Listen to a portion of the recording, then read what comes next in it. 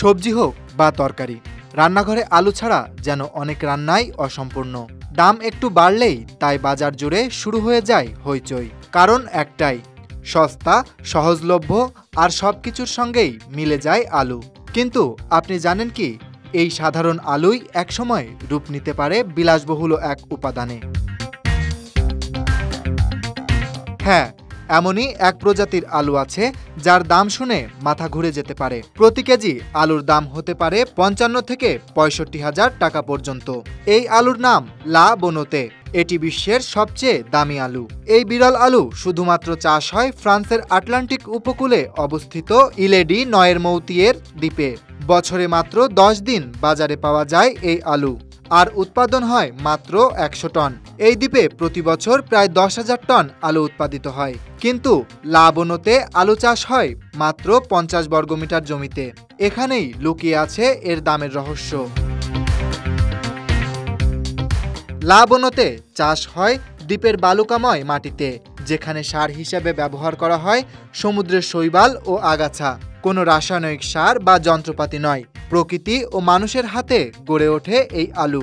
আলু তোলাও হয় শুধুমাত্র হাতে হাতে।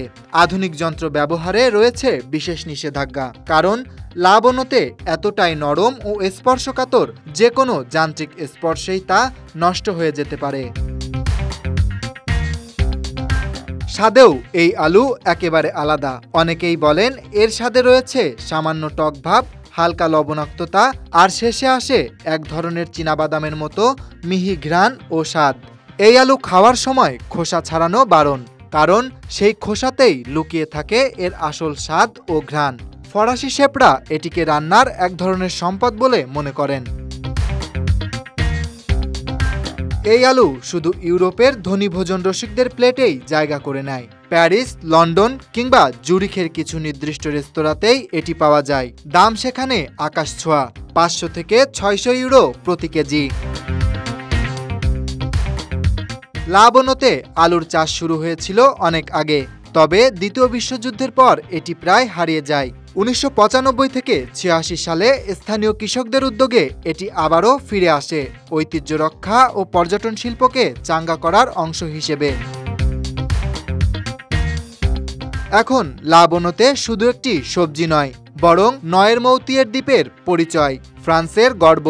অল্প পরিমাণ উৎপাদন, শৈল্পিক যত্ন, প্রকৃতির ছোঁয়া আর স্বাদে অনন্যতা, সব মিলিয়ে লোবেনেতে যেন প্রমাণ করে একটা সাধারণ আলুও হতে পারে বিশ্বের সবচেয়ে বিলাসবহুল সবজি। আর এটাই শেখায়, প্রকৃতি আর ঐতিহ্যের সম্মিলন কখনো কখনো হয় অমূল্য। Dhaka express desk report.